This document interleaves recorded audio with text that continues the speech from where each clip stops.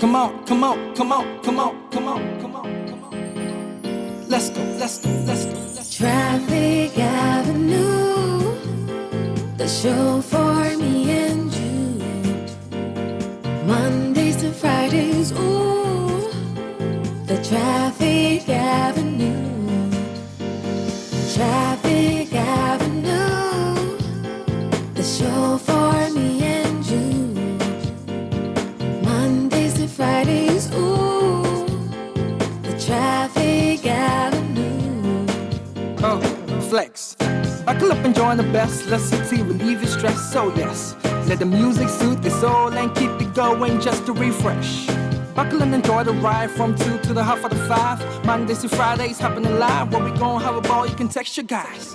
Let me tell you what you really gotta do. You can count on us, we come through. We got everything you need, that's true. Are you ready for the Traffic Avenue? Let me tell you what you really gotta do. You can count on us, we come through. We got everything you need, that's true. An applause for the Traffic Avenue. Traffic Avenue, the show for me and you. Mondays to Fridays, ooh, the Traffic Avenue. Traffic Avenue, the show for me and you.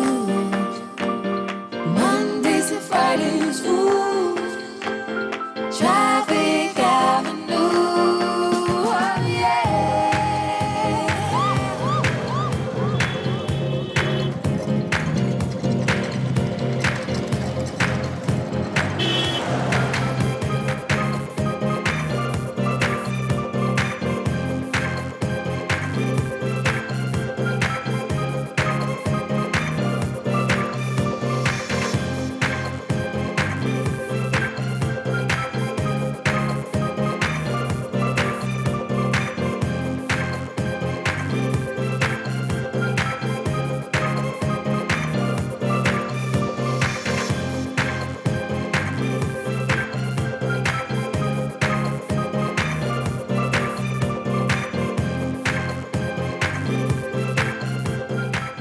Detailed news, unparalleled coverage. City News on 97.3 FM. Eyewitness News. Be there as it happens. City News.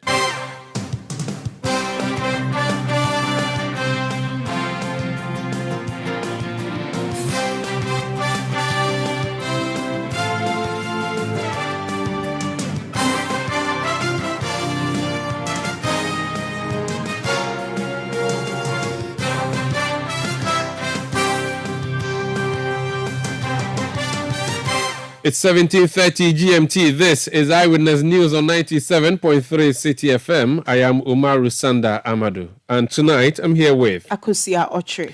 Coming up over the next 90 minutes. There should not be any confusion at all.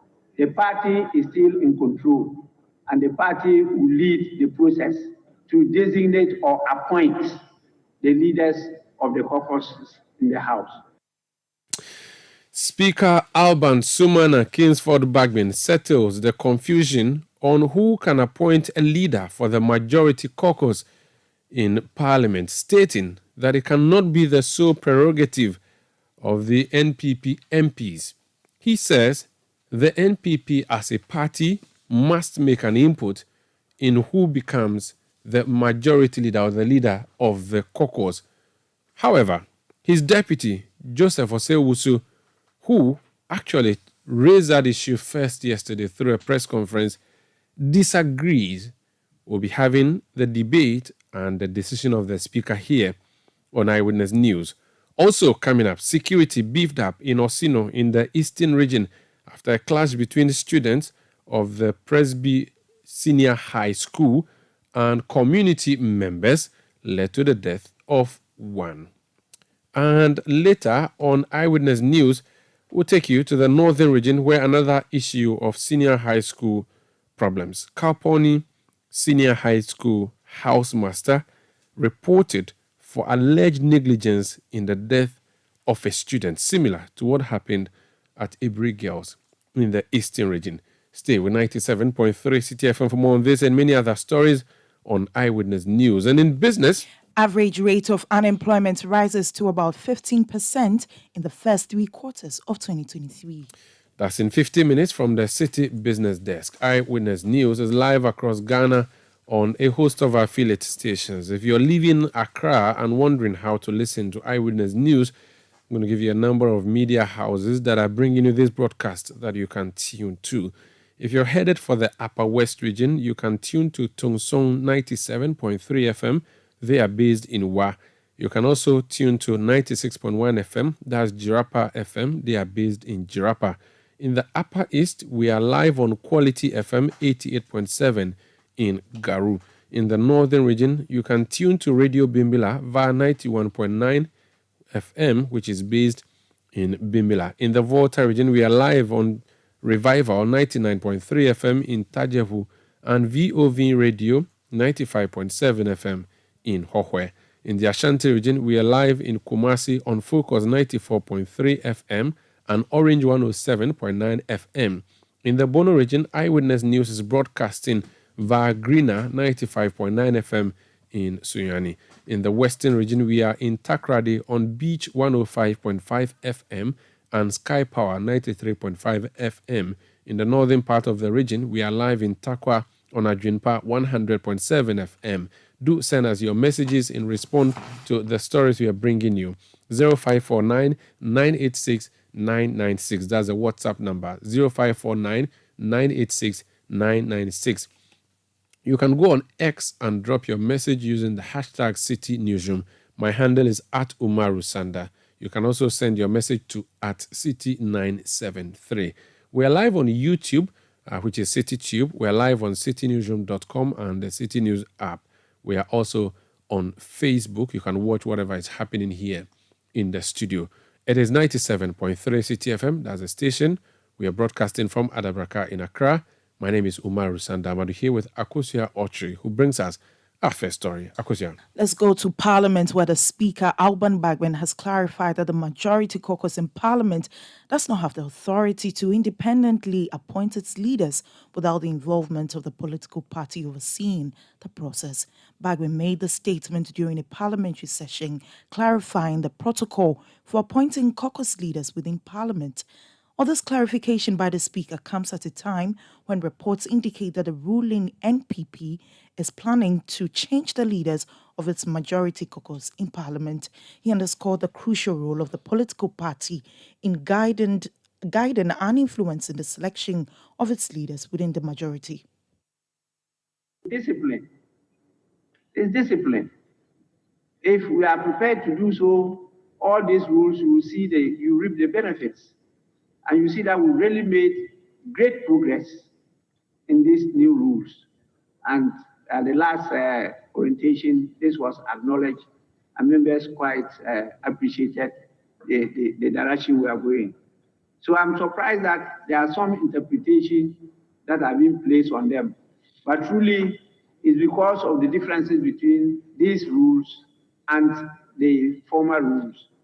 I have heard, I have listened, and I know that the parties are having problems with this new definition of the leaders.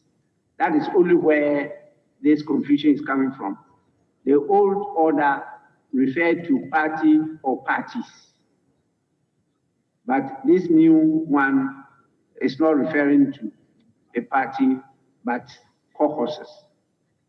The old order defined the majority leader to mean a member of parliament designated by the party or parties holding majority of the seats in the House as their recognized leader in the House. Now, this new order says majority leader means a member of parliament designated by the majority caucus as their leader in the House. Designate means appoint. Now, the same standing orders talks about the majority caucus. And it says majority caucus means the members of the party or parties that have the largest number of seats in the House. I really don't see the difference. They still talk about the same thing. But the caucus is a party wing. That is the wing of the party in parliament. And you cannot be talking about you designating or appointing your leaders without the party leading the process. I don't understand that. Because the same definition is here. Majority caucus means members of the party or parties that have the largest number of seats in the House. And so if you come as a new House, you scarcely even know each other. And then you are asked to go and appoint your leader without the party. How are you going to do it? It's a party that has given you the platform to come to this House. You come on the ticket of the party. And to appoint your leader, the party must lead that process. I don't know how you can do it without the party. If we have to do that, please, you know, at this stage of our parties, this will be controlled by some parochial interests. But there are constitutional provisions, including legislative provisions, that bind parties and compel parties to be national in character. And so the face of the party, which is usually the leadership of the caucus, must show that national character. If you leave it to the caucus alone, you are likely to face challenges. So I am not really in support of interpretations talking about like it's the members of the caucus that should designate. It's not about elect. The members of the caucus should appoint the leader or leaders of their caucus. And so it's a matter that I will come out with a written reason for this House. But in the meantime, this is the position of the Speaker. And I do so under the same standing orders. Where there's a doubt, is the Speaker's opinion that prevails. Anybody that disagrees with that, you have your front to proceed to the proper venue to contest my opinion. And that is standing order 5. It says, subject to the provisions of the Constitution and any other enactment, where there is doubt, these orders shall be interpreted by Mr. Speaker. As I said, this is subject to the provisions of the Constitution and any other enactment. So if you disagree with me, you proceed to court and then get that changed. But as at now, this is binding on all of you and the parties. So there should not be any confusion. There should not be any confusion at all. The party is still in control, and the party will lead the process to designate or appoint the leaders of the caucus in the House. That was Speaker of Parliament Alban Bagbin clarifying the protocol for appointing caucus leaders within Parliament. But let's hear from the First Deputy Speaker, Joseph Osei-Owusu, who holds a contrary view. Yes, but you appear to have taken a position and offering a beautiful interpretation of yours. Very welcome, very beautiful. The Speaker, it would appear to me that in interpreting the parliamentary portion, we haven't taken a look at the various wings of the other parties. If you take my party, the NPP, for example, we have what we call the women's wing, the youth wing, when it comes to selecting leaders of the youth wing, the party says, the youth, you go and decide. And they select their leaders. When it comes to the women's wing, they say, women, you go and decide. And they select their leaders. So I am not aware of any parliament where anybody outside parliament selects leaders for the parliament. I think in interpreting the standing orders and the constitution, this group, the parliamentary group, must be recognized as a wing of the party which can and must take decisions regarding its leadership. It doesn't mean that the party has no role. The wing, the parliamentary wing, is a wing of the party. And in deciding who will lead them, I think it should be left to the party, the parliamentary wing of the party, in consultation with whoever, to decide who their leaders must be. Because we should not continue to have a situation where a body outside parliament, often without consultation, often without any indication whatsoever, just announce that leadership. I'm aware of the problems it's causing wings, but if we want to continue, but I think that these standing orders must be interpreted in that respect. And without challenging your opinion, Mr. Speaker, I'm offering this as an alternative interpretation. It's not alternative. You are using the same words. You are only placing emphasis on a different process than mine. But there is no difference. I place emphasis on the role of the party in that process. And I thought that I use the word the party should lead. Now, you are suggesting that it's rather the members of the caucus that should lead. That's what you are proposing. But as at now, what you stated in the House of Commons, when you talk about the leadership, it's not just the members of the House of Commons, but the party as a whole. They lead to elect the leaders. The election is done. I've been leader and I've known the process. We go through it, and the party will propose, and they meet the caucus and usually propose to the caucus that this is what we think should be your leaders. But when you come to the floor, they are not here to make those announcements. That is at the beginning of every parliament. It's the members who are here that will stand up as leaders and say, these are the people that will lead us in the caucus. But what I picked from both parties, actually these are not rumors. I picked from both parties, both the New Patriotic Party and the National Democratic Congress, is that this change, by leaving out the parties and party in the definition of only the leader. We haven't talked about leaders. We talked about only the leader has confused the parties.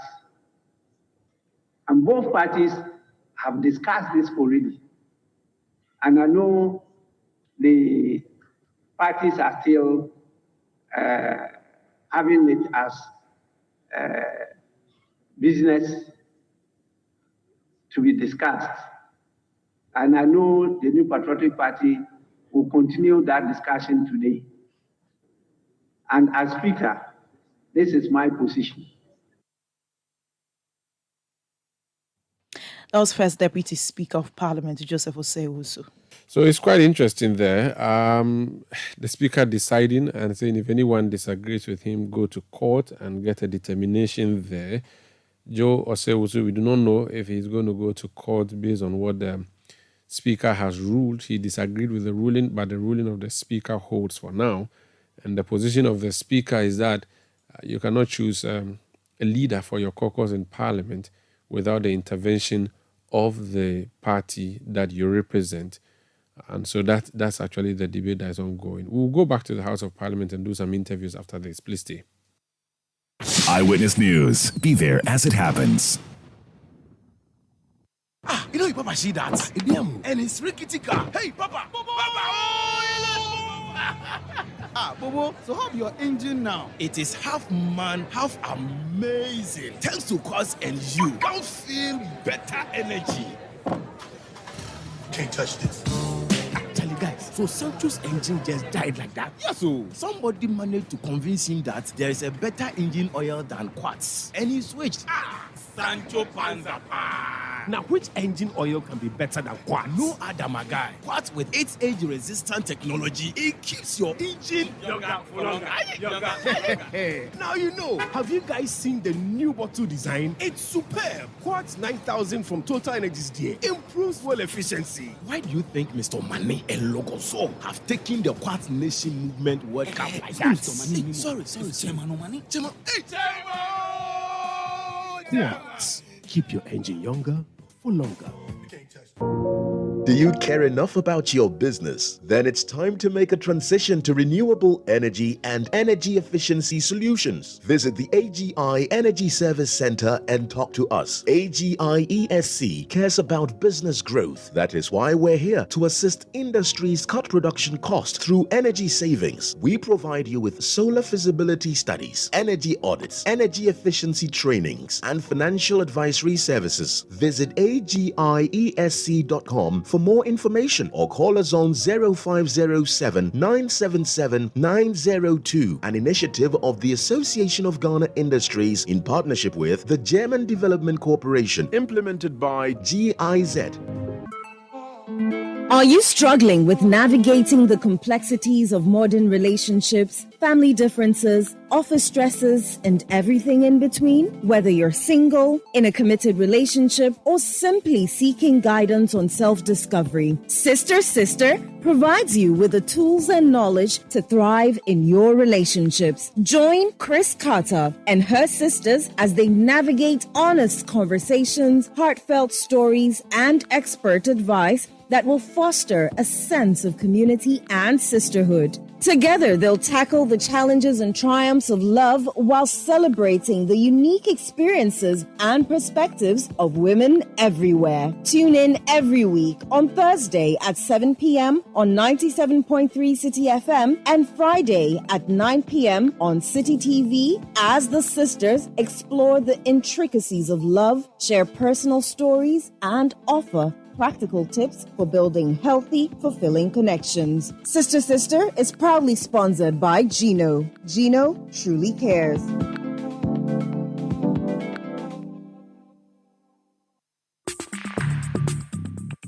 Let your voice be heard on Eyewitness News on Facebook at facebook.com/Citi97.3, Twitter at twitter.com/Citi973, and Instagram at instagram.com/Citi973 with the hashtag Eyewitness News. You're welcome back. This is Eyewitness News on 97.3 Citi FM. If you're just joining us, an interesting legal debate is ongoing in Parliament. I must say it's been settled, at least for now, unless someone decides to go to the courts to seek interpretation. A decision has been made. It's an issue that has been coming up from the plan to change the leadership of the majority side. Over the past few days, we've been hearing rumors that Honorable Seche Mansabons was going to be removed as majority leader to be replaced with Honorable Alexander Penyo Markins. Yesterday, First Deputy Speaker of the House, who is an MPP MP, Joseph Oseusu, called the press and stated that everything we've been hearing is propaganda, is not correct, is not accurate, and that the status quo will remain because the party, and we are told that the decision to remove Oseche was going to come out from outside Parliament, which means the NPP as a party and even the government at Jubilee House was the side that was pushing this agenda. Joseph Oseusu announces yesterday that based on the new standing orders of the House, the party cannot extend its long hands into the well of Parliament and decide to change leadership. Today, a petition was filed to the Speaker by Tamale North Member of Parliament, Alasan Suhini, asking the Speaker to explain or interpret what the official position is. The Speaker has announced this afternoon that the majority caucus, or any caucus for that matter, cannot choose a leader without input from the party outside. Essentially what that means is that the party can decide that we want to change a leadership and based on discussions, leadership would be changed. So that's where we have gotten to. Joseph Osu also disagrees. The speaker has said, if you disagree, go to the court. Because it's a legal matter, so let's try and get a sense of what exactly is happening from a lawyer and also a member of parliament. He's a Boku Central Member of Parliament, the Honorable Mahama Ayariga. You're welcome to Eyewitness News, sir.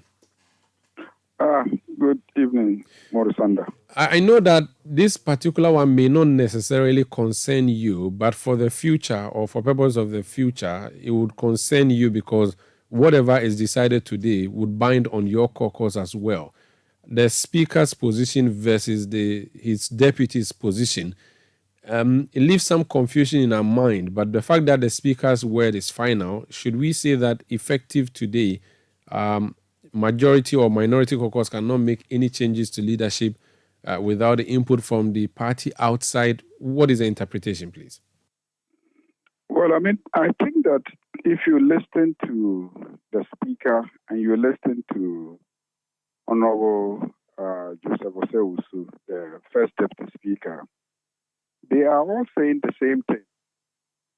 The speaker indicates that it is the party that has provided you the platform to come to parliament. And so your caucus is defined by your party affiliation. So the party has to determine how the leader is chosen. And then when you come to the chamber, then one of you... Honorable, I'm hearing some puffs or some sound in your line that doesn't sound good. I don't know if you can... Hello, can you hear me? Yes, please. Am I clear now? Yes, please. Okay, so I'm saying that the speaker is simply saying that you came to parliament on the platform of a party, and it is that party affiliation that defines you as a caucus. So you will have to have your leadership determined for you, or the party has to play a role in determining who is the leader. Now, when the first deputy speaker responds, he draws an analogy and says that, look, the party has other wings, women's wing, youth wing, and etc. And the party allows those wings to choose their leadership. So the members of parliament are also a form of a wing, and so they choose their leadership.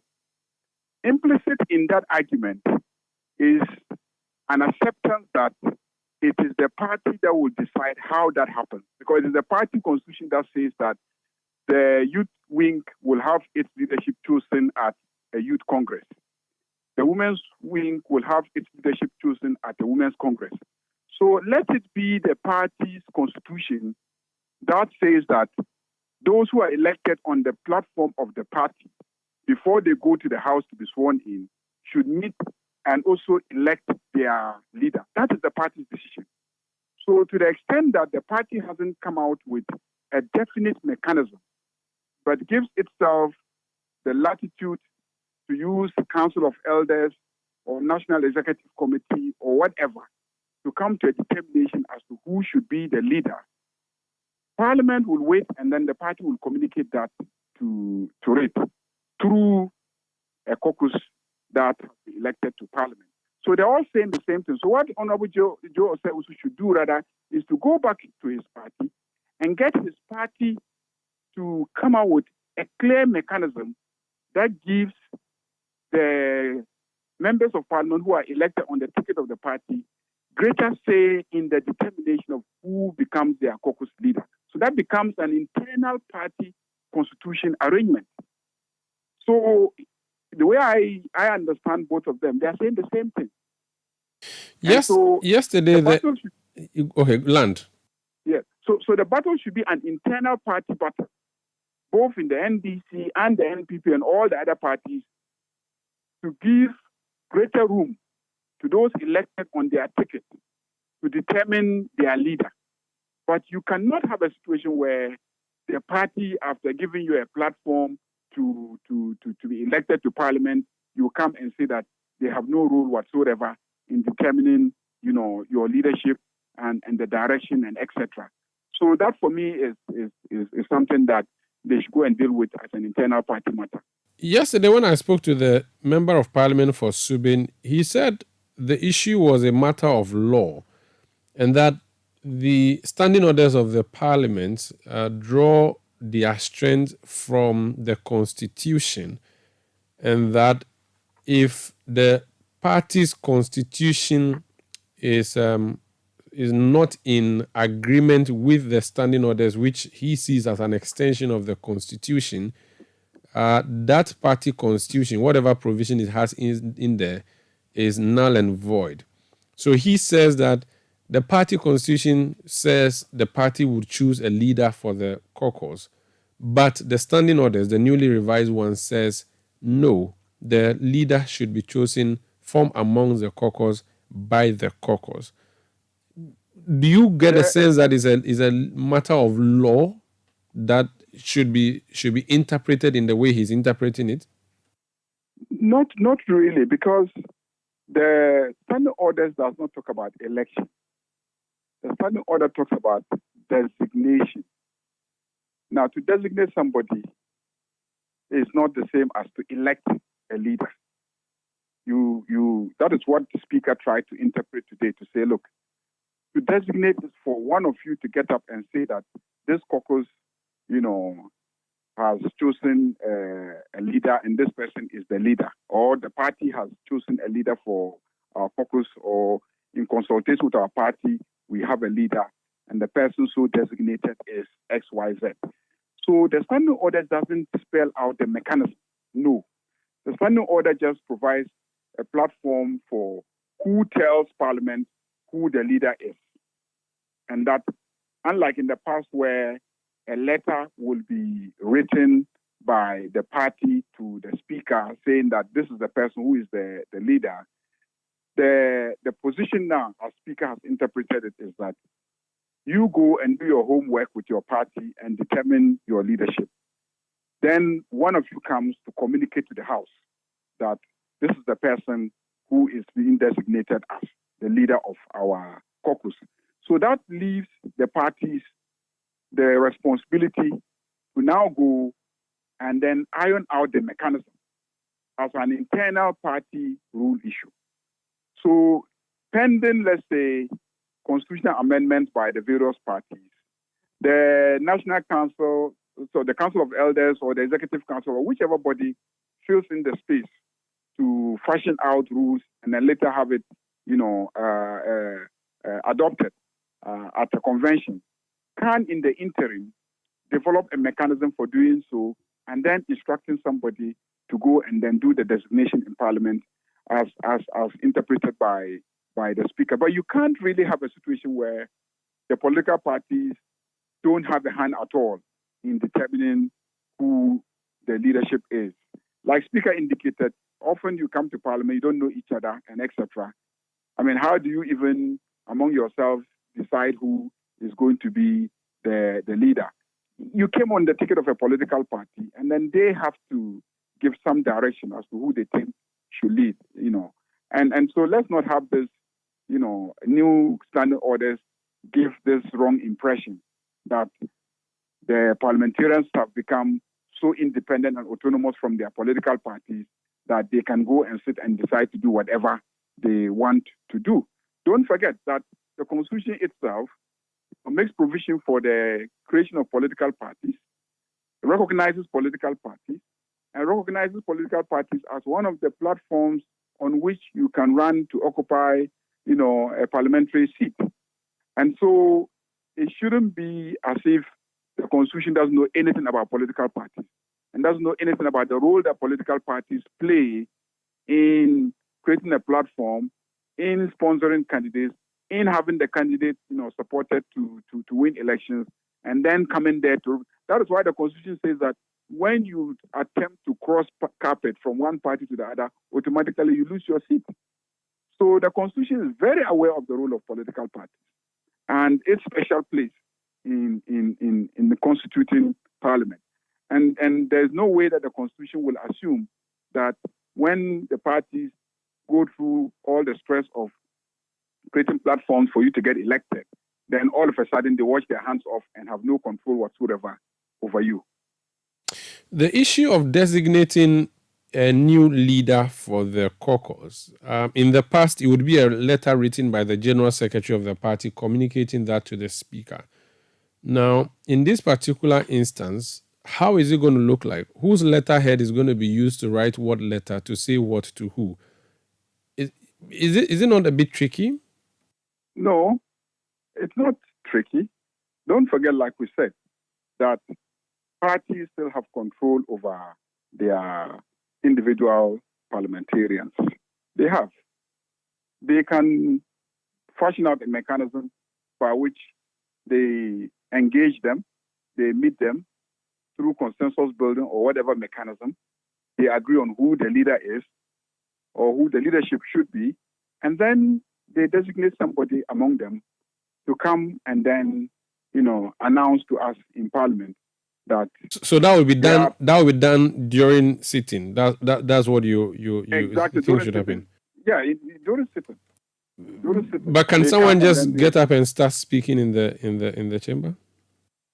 Yes, the person will be recognized by the clerk or by the speaker, and then the person will speak, especially in this instance. And just out of the blue, announce that, Mr. Speaker, we want to let you know that we have changed our leadership, and this is the person.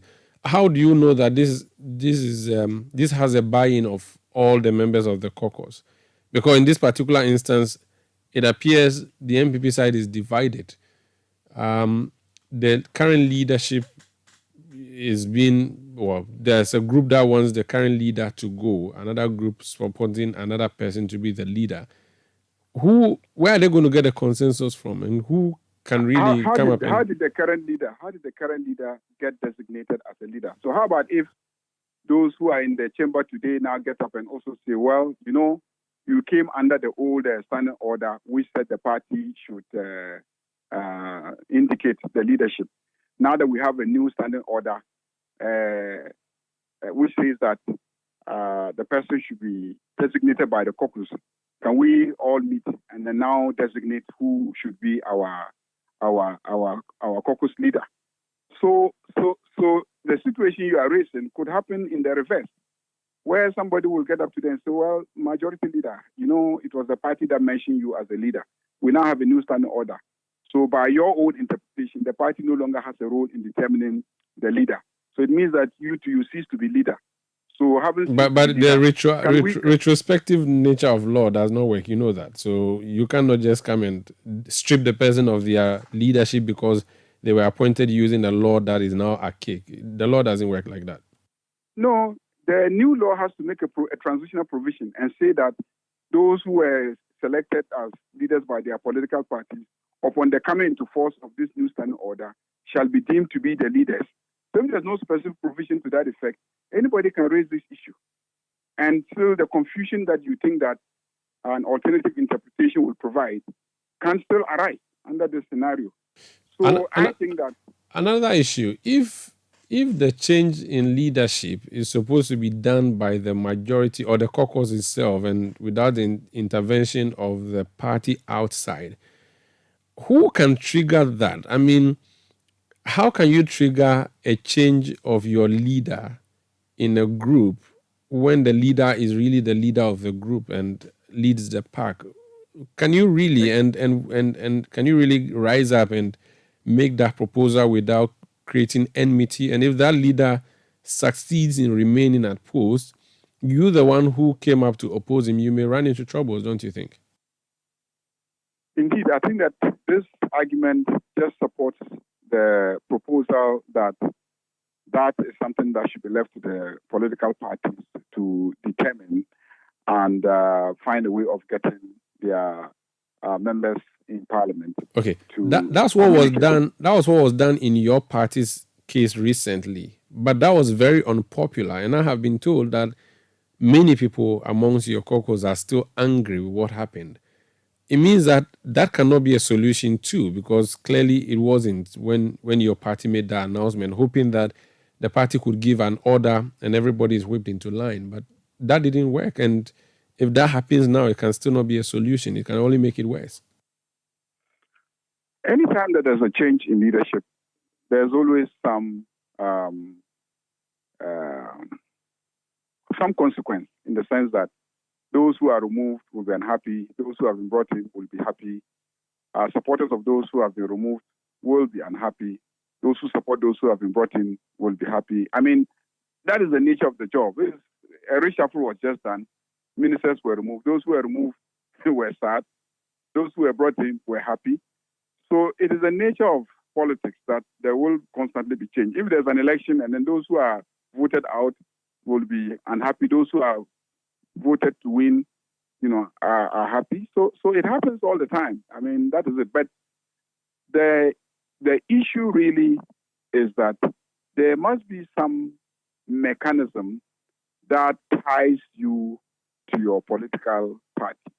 And the assumption that the moment you get into parliament, then you become independent of your political party is a very wrong assumption. I don't think that anywhere in the world political parties lose control over their members of parliament the moment that they step foot into that parliament. Otherwise, then what is the use? The parties mobilizing, resourcing themselves, and enabling you to get into parliament. If after they've gotten into parliament, they have absolutely no control over you and what you do. Let's leave it here and see what happens next. We are told tonight that the party will be meeting with the caucus. We'll see what happens, what comes out of it. Thank you so much for speaking to us. Thank you so much. That's Honorable Muhammad Yarga. He's Member of Parliament for Boku Central, and he's also a lawyer. This is Eyewitness News on 97.3 Citi FM. We'll be back with more. Please stay. Eyewitness News. Be there as it happens. When you want to eat, just Momo it. Tired of the long queues in the supermarket? Pay with Momo. When you really want that beautiful new blouse, just Momo it. When you want to get a trim and get fresh to impress you know who, just Momo it. When you need to pay your utility bills and domestic staff, Shani Momo. When you want to send love to the family back home, send some Momo. Join the millions of MTN Momo users all over Ghana and live life the brighter way. So just Momo it. MTN. You know your papa see that? And it's rickety car. Hey, Papa! Bobo, so how your engine now? It is half man, half amazing. Thanks to Cause and you can feel better energy. Can't touch this. Actually, guys, so Sancho's engine just died like that? Yes, so somebody managed to convince him that there is a better engine oil than Quartz. And he switched. Sancho Panza. Now, which engine oil can be better than Quartz? No other, my guy. Quartz with its age-resistant technology, it keeps your engine younger for longer. Now you know. Have you guys seen the new bottle design? It's superb. Quartz 9000 from Total Energies DA improves fuel efficiency. Why do you think Mr. Mane and Logoso have taken the Quartz Nation movement World Cup like that? Mr. Mane, sorry. Chairman Mane. Chairman. Hey, Chairman! Quartz. Keep your engine younger for longer. Let your voice be heard on Eyewitness News on Facebook at facebook.com/Citi97.3, Twitter at twitter.com/Citi973, and Instagram at instagram.com/Citi973 with the hashtag Eyewitness News. You're welcome back. Let's do some more stories. The National Association of Institutional Suppliers has slated March 4, 2024 to picket at the Ministry of Education over 100 million cedi debt. The association laments the government's failure to honor payments for supplied uniforms, house dresses, and other essentials to numerous senior high schools over 2 academic years.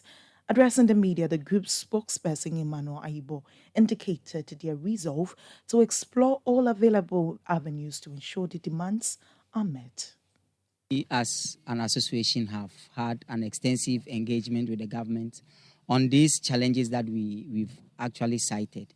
But unfortunately, as we speak, government has not really given us a response yet, and we don't know even when they are paying us.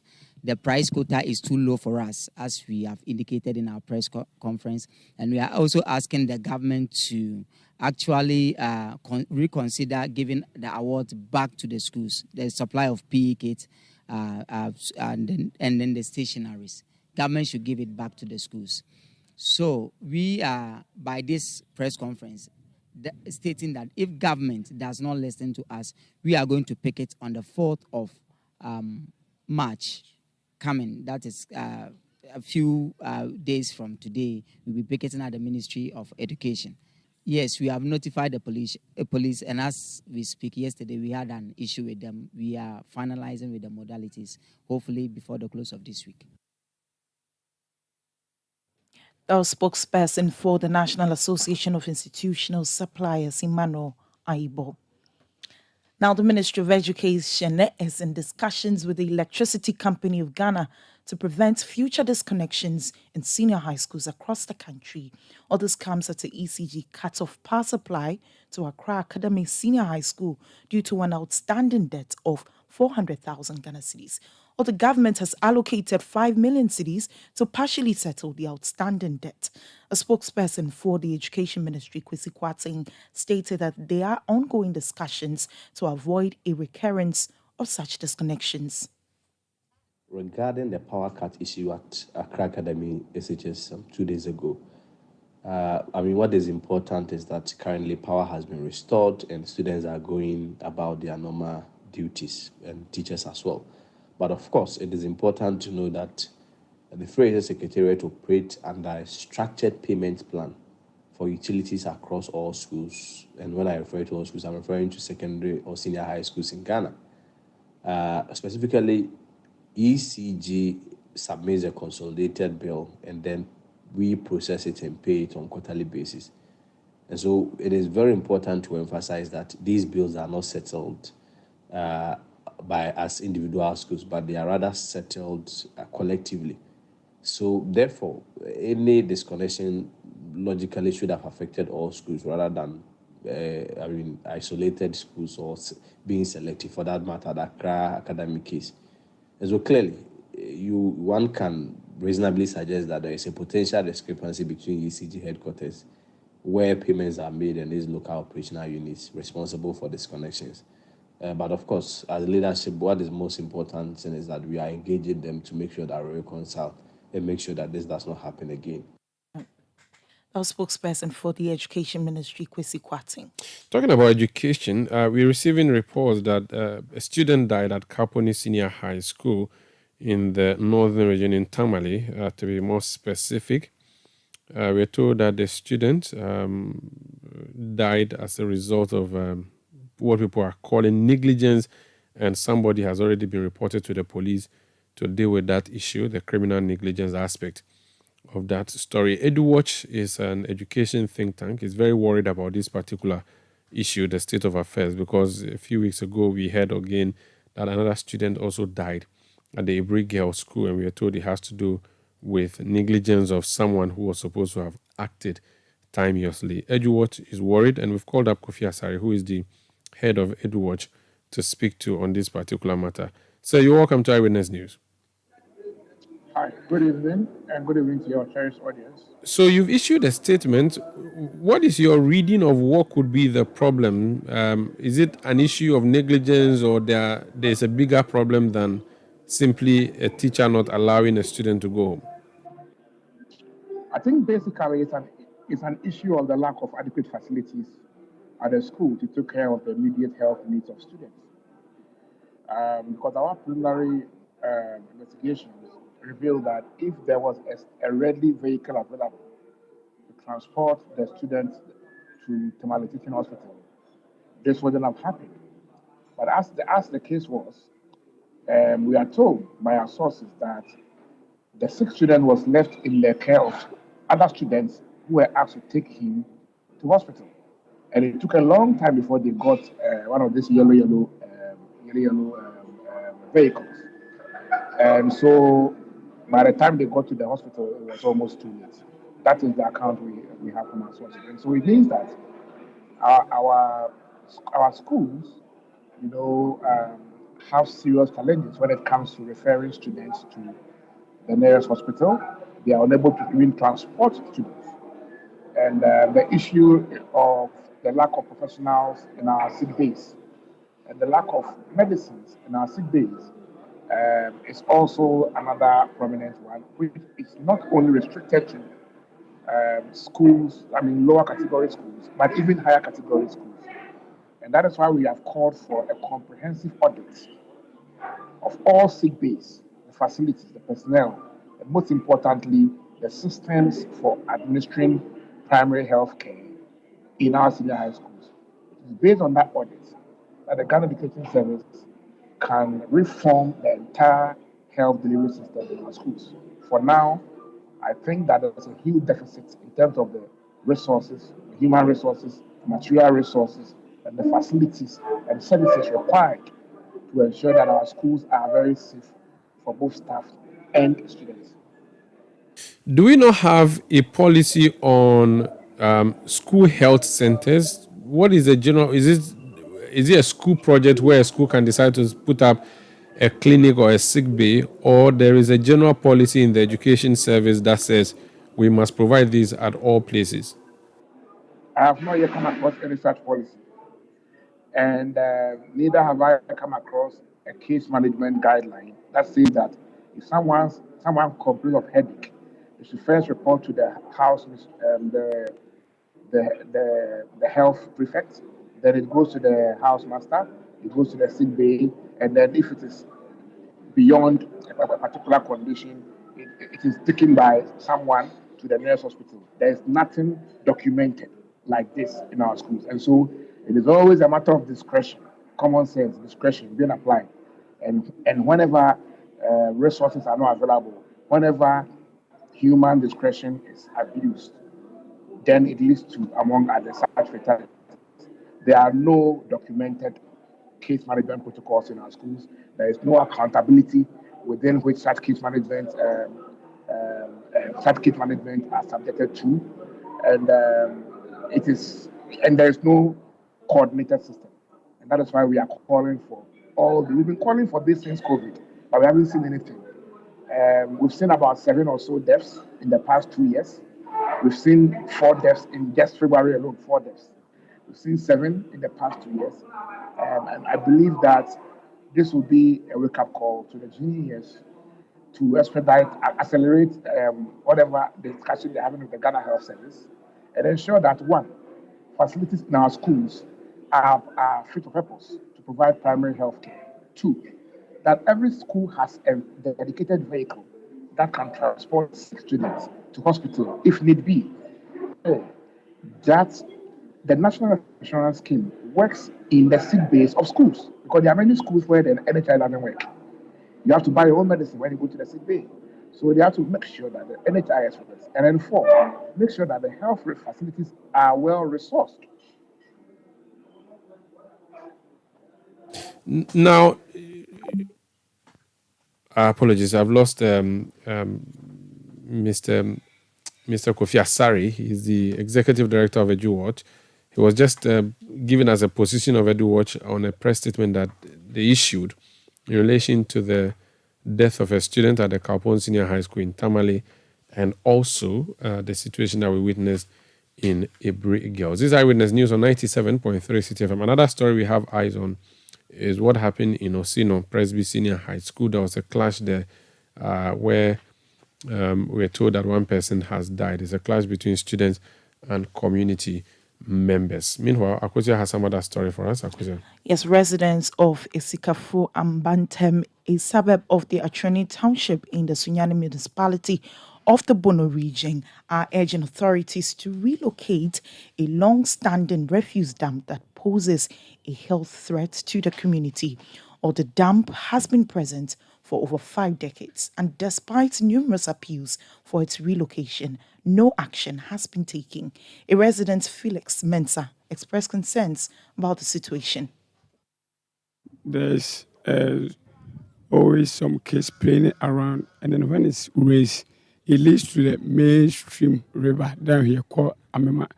And then our residents here depend on that river for their various issues. So it brings us negative health implications which need to be addressed. So we need the assembly to come to an aid to eradicate this very refuse dam here for us, so that we will do away with all those health and negative health implications that's bringing to us. So we prayed to the assembly that they will be in a hurry to come to our aid and then solve this very problem for us. That was a resident of Isikafu Bantem urging authorities to close a refuse dump site. Eyewitness News. Be there as it happens. Let your voice be heard on Eyewitness News on Facebook at facebook.com/Citi97.3, Twitter at twitter.com/Citi973, and Instagram at instagram.com/Citi973 with the hashtag Eyewitness News. Get the details. Every significant financial transaction, every market movement, and all the policies that affect your business. City Business News. Be informed. It's time for City Business News on Eyewitness News, brought to you by GCB Bank PLC. GCB Personal Loan. Make that big move and dream a reality. I'm Akosi Archer. Let's settle for the details. Now, the average rate of youth unemployment in the country has risen to 14.6% in the first 3 quarters of 2023. It means the number of unemployed youth aged between 15 and 35 rose from about 1.2 million to over 1.3 million during the period. This is according to records sourced from the Annual Household Income and Expenditure Survey Quarter 3 Labour Bulletin by the Ghana Statistical Service. Or the survey further indicated that the number of youth without jobs in the country in 2022 only saw a dip in the second quarter last year. Here's government statistician Professor Samuel Kobina making a presentation on the survey. But from the Annual Household Income and Expenditure Survey, the population that we need to think about in terms of youth employment is a figure around 1.3 million. This figure is an indication of a 14.6% increase in the first 3 quarters of 2022 relative to the first 3 quarters of 2023. So we're talking about a youth population unemployed of 1.3 million. So if we are putting out any intervention, that is the population that we need to have in mind. So if you are doing something around 200,000, it should give you a sense of how long it's going to take us to get rid of the 1.3 million youth unemployed population that we're talking about. And keep in mind that from a trend perspective, this number has gone up by 14.6% between the first 3 quarters of 2022 and the first 3 quarters of 2023. That was government statistician Professor Samuel Kobina Inim. Now, producer price inflation for the month of January 2024 increased marginally to 17.4% from the 16.6% recorded in December 2023. It represents a 0.8 percentage point relative to the rate recorded in December 2023. All the producer price inflation is the average prices of goods and services received by domestic producers for production activities. Well, according to the latest data from the Statistical Service, electricity and gas, construction, mining and quarrying, and accommodation and food services recorded above the national average, while the manufacturing activity recorded the lowest rate of 9.7% in January 2024. Or the services sector dipped by 0.7% in January 2024, recording a rate of 16.9%. Away from that, tax analyst Francis Timoboy has urged Finance Minister Dr. Mohamed Amin Adam to take decisions that would drive the Ghana Revenue Authority towards meeting the 146 billion cedis revenue target for 2024. Now, speaking to City Business News, he expressed concern regarding the potential consequences if the revenue goal is not met. If you look at this year's revenue target, that is very huge. And looking at the way the economic indicators are doing, businesses are also suffering. Certainly, he needs to give more motivation to the team to do more. And so I think that the taxes have already been rolled out. And so it's just a motivation to the team to ensure that they achieve the target that has been set. It is very critical that the government achieves its revenue target. Otherwise, the expenditure that has been budgeted cannot be achieved, especially looking at the election year where they need to even spend more, mostly. Election year, we see expenditure overrun. And so if the revenue does not also come in, then that's going to be a problem for him. And he has a very limited time to, make sure that things work, just like 9 months to the end of the year. So critically, he needs to rally the GRA team together, ensure that they achieve. That was Francis Timoboy. He's a tax analyst. Now, Communications and Digitalizations Minister Ursula Owusu-Ekufo is emphasizing the crucial need for a robust legal framework to safeguard Ghana's cloud computing infrastructure. While in response to the fourth industrial revolution's demands, she underscores the necessity for all stakeholders to establish standards that promote the development of the digital ecosystem. She was speaking at the National Data Center and Cloud Computing Regulatory Framework and Validation Workshop in Accra.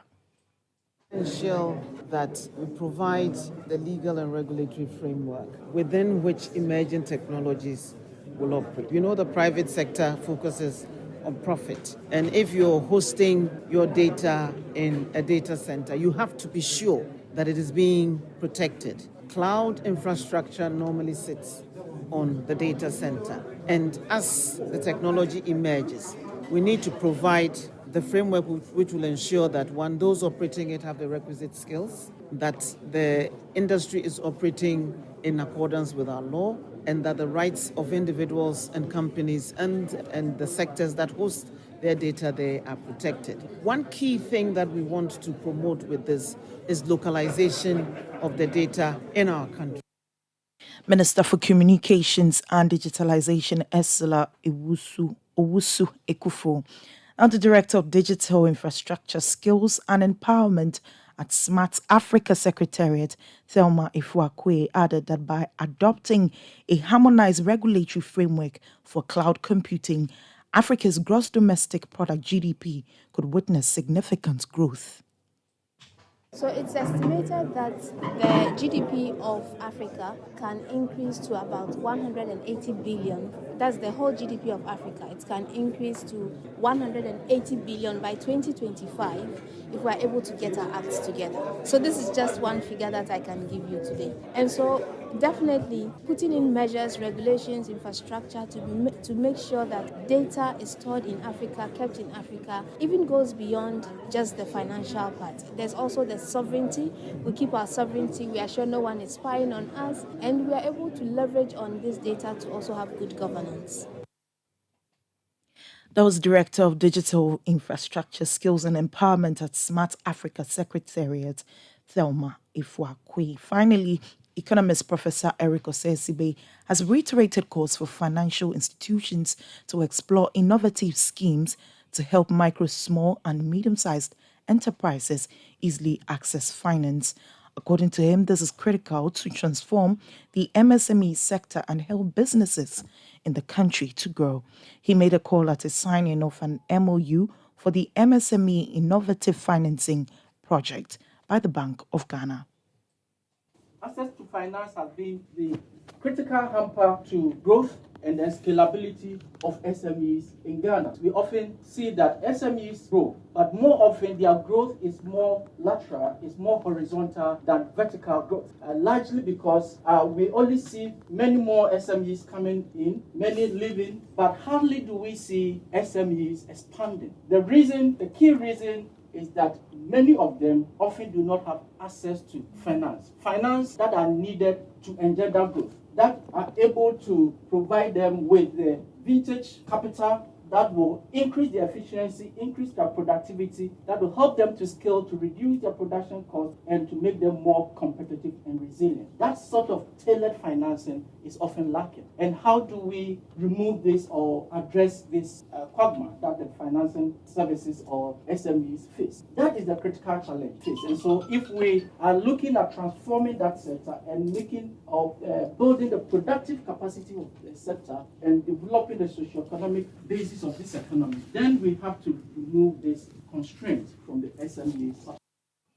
Professor Eric Osesibe is the coordinator and principal investigator for the MSME Innovative Financing Project by the Bank of Ghana, the Development Bank Ghana, and the University of Ghana Business School.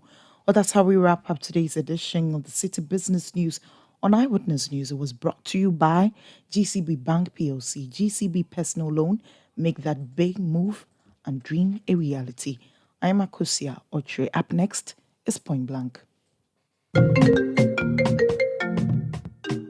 Hello, Linda. You won't believe what I am planning next. I want to start my postgraduate degree, buy a car, and build my dream home. But you know what's stopping me? What's that, Mike? Money, oh. That'll be my biggest wahala. Oh, you are sorted, cry. With a GCB Big Move personal loan promo, you can borrow up to a whopping 400,000 Ghana cedis at a significantly reduced interest rate in less than 24 hours. Like, seriously? How do I qualify? Yes, it's available to all GCB salary account holders. Plus, you get a 2-month grace period before you start to pay back. Susket, I'm opening an account with GCB now. Get a personal loan of up to 400,000 Ghana cedis at a significantly reduced interest rate in less than 24 hours. Call 0800-422-422 or visit your nearest GCB branch today to fund your next big move as we celebrate 70 years of greatness. T's and C's apply. GCB Bank, your bank for life.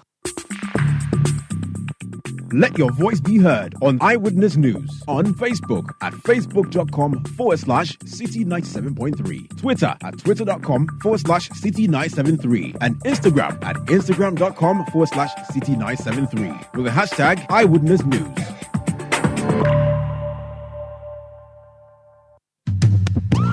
City TV is live on DSTV, GoTV, and HD+. On DSTV, find us on channel 363. On GoTV, we're on channel 117, and on HD+, get us on channel 108. On a digital TV, run a new search, but take note that without an antenna, you cannot access City TV. City TV can be accessed on any free-to-air digital box like the GoTV and HD+ boxes. City TV, it's your world. Eyewitness News. Be there as it happens.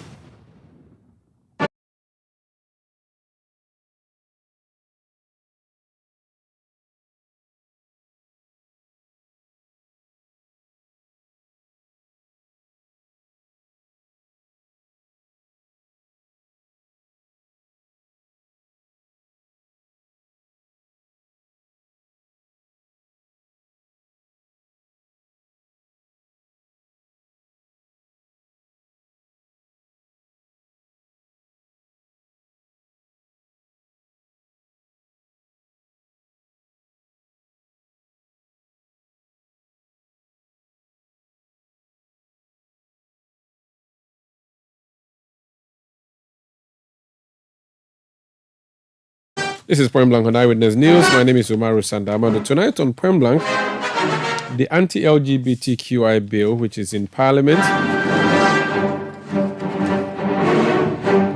has been a subject of debate in the House today. We'll be hearing what happened. But before then, let's go to the Eastern Region. The Chief of Osino, Osaberima Otudaku, is calling on the Eastern Regional Police Command to intensify surveillance, tighten security, and help maintain peace and order at the Osino Presby Senior High and Technical School. This is following a clash between students at the school and a youth group from Nsuapemsu community on February 20, resulting in the death of a 26-year-old person. Let's speak to the District Chief Executive of Antiaqua South, which covers the Osino area. He's Ernest Ufosu. He's joined us on the line. Sir, you're welcome to Eyewitness News. Thank you very much, Omaro. What is a briefing that you have in relation to the clash, the violent clash that occurred in the school on 20th February? Okay, thank you very much to you, and then my regards to your cherished listeners. 3 days ago, the same time like this, I received information from the head of the Senior Presbyterian Senior High School that some people have come to the school premises and they have had a confrontation with the students. And they had called in the formed police unit, the FPU, and they have come down the situation. But the students ended up vandalizing a car that those 7 people brought to the school. And so they couldn't move the car out of the campus 3 days ago. So the car was there. Just yesterday dawn, they realized that the car was burnt to ashes. And so the owner of the car had to report the matter to the police. So they were handling the matter at that level. When yesterday, between the hours of 11 and 12 p.m., there was a report that 3 people believed to be coming from Nsuapemso, a community closer to the senior high school, senior high school, have invaded the premises of the school and are heading towards the boys' dormitory. So upon hearing that news, the students moved from the classroom blocks and then had to rush to the dormitory. And then they wanted to attack these 3 guys. But 2 of them managed to escape, but one wasn't able to escape. So they were able to get hold of one. The students were able to get hold of one guy. They attacked him, beat him, and then he became so weak that he couldn't do anything. And at the time they rushed him to the health center for treatment, few minutes after, he was pronounced dead. So that brought fear and panic among the students' body. So we had to call in the police reinforcement again to come to help. So the regional police commander came around, the regional crime officer came around, the regional MTBD officer also came around, the divisional police commander came around, the district police commander came around. I have 2 FPU officers who also came around. So quickly we had to assemble all the students. We engaged them at length, advised them to be calm and then not to engage in any violence acts as they did already.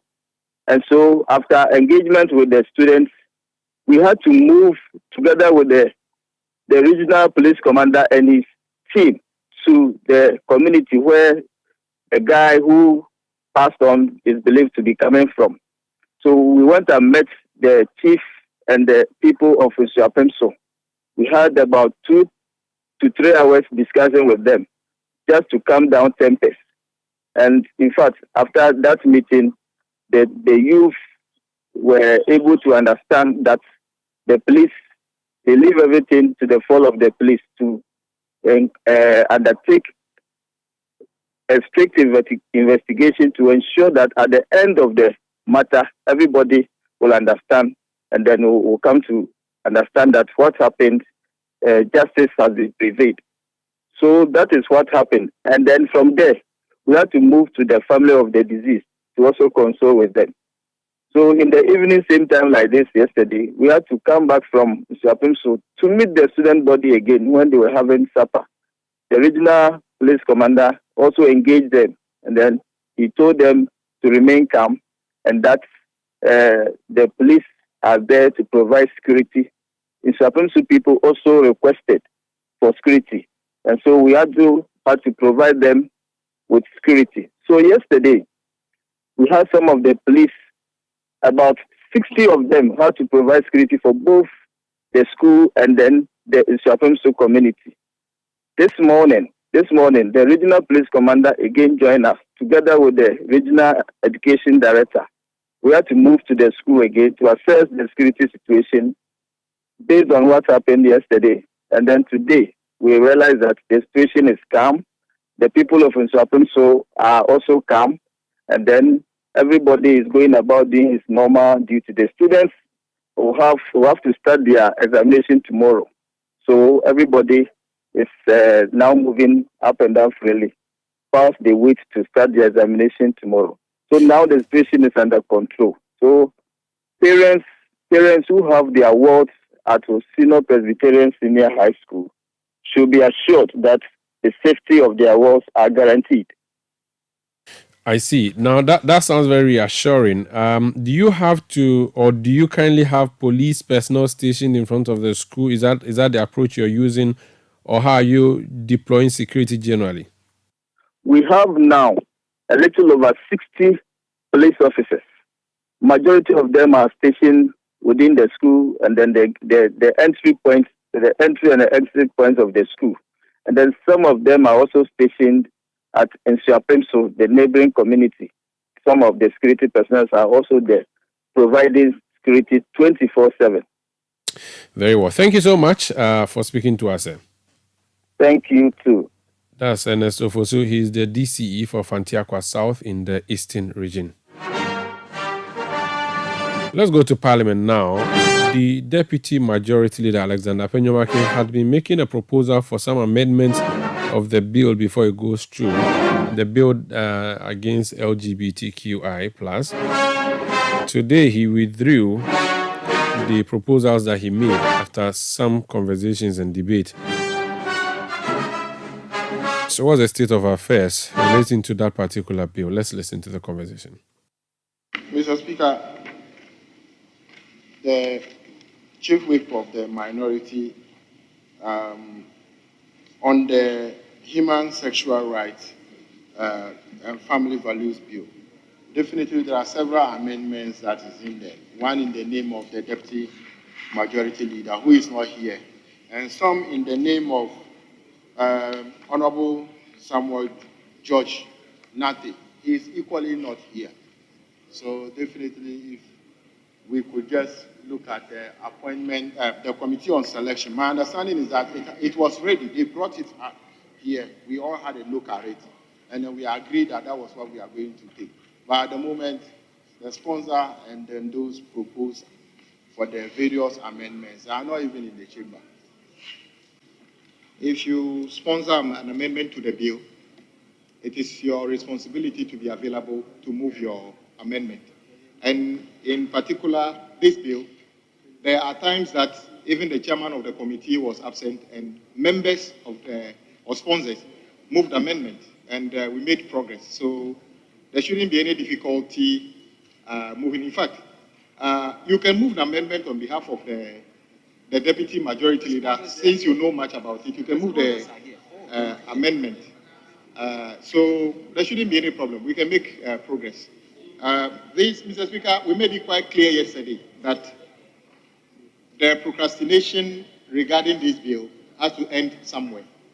And the idea that somebody made a proposed amendment to a private member's bill, and his absence means that we cannot progress with the bill.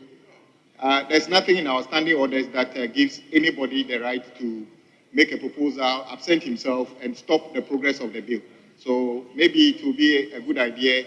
You place a call to the Deputy Majority Leader to quickly come into the chamber and move his amendment, and then we take a decision on it. Indeed, in the past, I have sponsored amendments, and in my absence, the practice has been that either the amendment is presumed withdrawn, or a member will move it on my behalf, and the House proceeded with the bill before it. So I believe that the First Deputy Majority Whip, Second Deputy Majority Whip is capable of moving the amendment on behalf of the Deputy Majority Leader, so that we can make progress in the matter. In lieu of that, then we will presume that the amendments are withdrawn, then we can make progress. Thank you very much. Asked to look at the report of the Committee on Selection, but with regards to the human sexual rights, Mr. Speaker, about 29 amendments have been proposed, and out of the 29 amendments, 20 are in the name of the Deputy Majority Leader, and 4 or 5 are in the name of Honorable Sam George. They are not here. If we want to do proper work, so that at the end of the day, every input, every decision that we are taking, the whole House is carried. Up to 20 amendments have been proposed by a member. I don't have any authorization from him to actually move that motion or amendment. And if I don't have authorization from him to move an amendment, I don't think I can do so. And more to the point, he should be heard. Mr. Speaker, he should be heard on this 20 amendment he proposed, so that if the House takes a decision, they will be able to see how we will get there. But I don't think it would be right to say that somebody can move it if we don't have authority to do so, or to ignore up to 20 amendments, it will be fair. Thank you, Mr. Speaker. Created in the consideration stage of the bill. And Mr. Speaker, at every stage of the bill, almost all the amendments that the Deputy Majority Leader has proposed came up and was defeated. And Mr. Speaker, in trying to frustrate, for lack of better word, the process of passing this bill is going to generate almost every single effort that he made that he lost into a second consideration stage. And now, Mr. Speaker, if truly he was interested in moving this amendment, it was advertised that it would be taken yesterday and today. And we all agreed that yesterday that this was going to be done today. Because yesterday we were making effort to get it done. So if it's absent and we use that as an excuse that because it's not around, we should leave it, then, Mr. Speaker, we are rather facilitating the frustration that are being made to frustrate the passage of this bill. So, Mr. Speaker, I think that to be fair, let's start. If it's not there to move it, if any other person is interested in moving it, the person moves it on his behalf, and then we'll make a determination so that we can bring a finality to this. Mr. Speaker, this attempt to say that because it's not around, we should stand the bill and wait for him. Mr. Speaker, I don't think it will be useful to this House at this stage. So, Mr. Speaker, I will encourage you to let us move on with the bill and then try and see whether we can bring finality to read today. Thank you, Mr. Speaker. Yes. Mr. Speaker, permit me to brief you on an intervening action by me. Yesterday, I did indicate on the floor that I intend to engage the sponsors for us to get deeper into some consensus on the amendments I've proposed, largely on non-custodial sentence for aspects of the bill. Suffice to state that, in principle, I am with them on the objects of the bill. And materially, major part of the bill, we are adding them on same. Mr. Speaker, I have accordingly followed up, engaged the minority leader, because yesterday the minority front bench indicated that any such engagement with the sponsors must first start with the leave of the leadership, which I felt it was right. I did indicate to him that I would write formally to him to inform him of the steps I intend taking. I also spoke to the minority chief whip and few of the sponsors. Mr. Speaker, I have since delivered the letter to the minority leader's office, and I brought in a copy, which copy is with him now.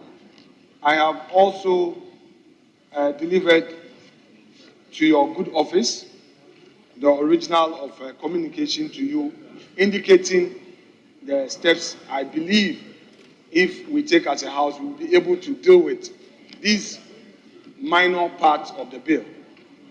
Again, Mr. Speaker, the Attorney General is also in receipt of my letter. And basically, I have indicated that it will be proper for him to sit with us, especially as the non-custodial sentencing regime being introduced by them is founded in my amendment. It's better we have a fuller perspective. Mr. Speaker, I need to emphasize respectfully that no attempt whatsoever is being made by me to stall this all-important bill. However, I want us to pass the bill not as a divided House, but as a House we build consensus on this critical bill. So, Mr. Speaker, if my colleagues will grant that plea, that prayer, we would have the opportunity to do what I seek to do. Mr. Speaker, just by way of emphasis, I have proposed in the letter that the two flag bearers for the 2024 elections be engaged by the sponsors and my good self. Honorable Member, you are taking advantage of my grace. There must always be a rule to go by. We are not at the referral of the bill to a committee for consideration. We passed that. We've done the second reading, gone through all the principles and policies. We've done the consideration stage. Now, you called on the House to do second consideration stage on some clauses of the bill. We now cannot go back to stakeholder engagements and all those things. There is no such rule in our practice. So you are completely out of order. Please, actions speak louder than words. Take note of that. Actions speak louder than words. It's not a matter of just getting out and saying, I'm not opposed to the bill. I'm in complete support of the bill. Meanwhile, your actions are speaking differently from the words you are using. Please, this House must continue to consider and do what it is authorized to do. After that, anybody else can decide on what to do. I can no longer extend this grace for a delay in the processing of this bill. We must move on. Clause 6. That application having been refused. Although, Mr. Speaker, we are the masters of our own rules, and under the rule of win-win, we, at consideration, we may apply. I take it that the application has been refused. And I had proposed this on the grounds that it was a new thing that was coming, and I felt that we could winnow and have further discussion. And the records of this House would bear me out that I had actually indicated that colleagues have also said they would be happy we look at it together. And that was the step I was taking, and it was so in good faith. Mr. Speaker, I want the record to reflect. I was doing so in good faith. Mr. Speaker, having said that, I respect your ruling, and I proceed to move clause 6. Mr. Speaker, that sub-clause 2, line 5, you delete the existing provisions and insert community service of not less than 3 months and not more than 5 months. I so move, Mr. Speaker.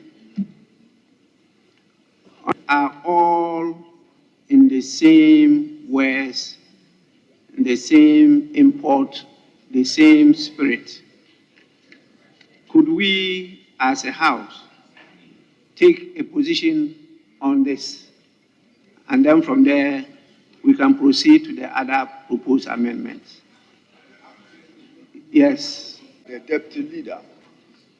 And to remind him that he is a trained lawyer, that in law, there is a significant difference between a felony and a misdemeanor.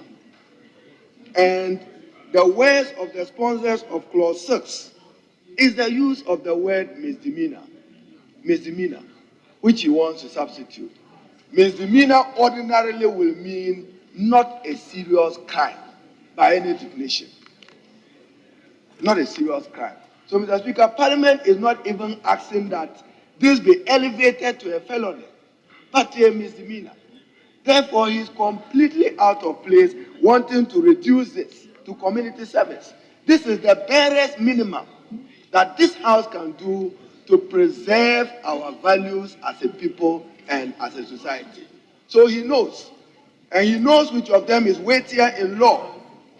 A misdemeanor can never, ever in law be weightier than a felony. And the words of the sponsors in the ordinary meaning is to opt for a misdemeanor, the minimum of it, Mr. Speaker. So I think that colleagues should support what is in the original bill, that clause 6 be maintained. I thank you, Mr. Speaker. Clause 6, as moved by the Deputy Majority Leader. Say aye. Those against, say no. No. The noes have it.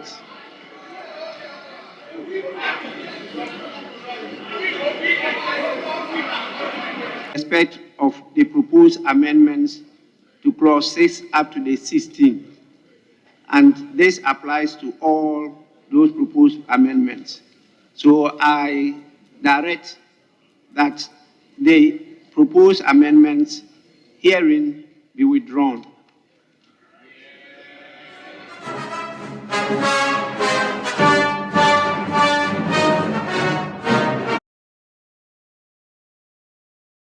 That's how Alexander Afenyo-Markin lost the vote on that amendment, the two proposals he was making on the LGBTQI law. The process is still continuing in the House. We'll share details with you when we get it. But that would be it for Eyewitness News tonight. My name is Umaru Sanda Amado. I did this with Akosia Otri. Production by Kwabna Wilson and Beverly London. Technical support from Daniel Squashi. New media support from Edwin Kwakofi. We'll leave now and make way for the City sports team. There's a game tonight. Liverpool versus Luton Town. That game is happening at Anfield, and it's an EPL game. They'll be joining us shortly with analysis and the game itself. Thank you. Have a good night.